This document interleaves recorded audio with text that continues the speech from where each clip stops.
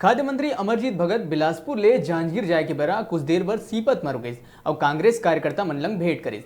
पत्रकार मन लंग चर्चा करत हुए कहिस कि गांधी जयंती के अवसर में 2 अक्टूबर ले छत्तीसगढ़ के कांग्रेस सरकार यूनिवर्सल पीडीएस सिस्टम लागू करही।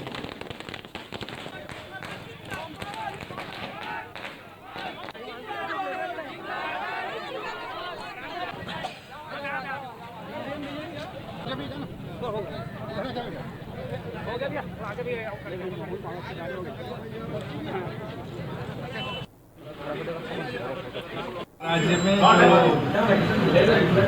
यूनिवर्सल पीडीएस सिस्टम लागू किया जा रहा है 2 अक्टूबर को लागू होगा। इसमें बीपीएल परिवार के साथ एपीएल परिवार को भी सस्ते चावल का लाभ मिलेगा। यूनिट से बनाया गया है कि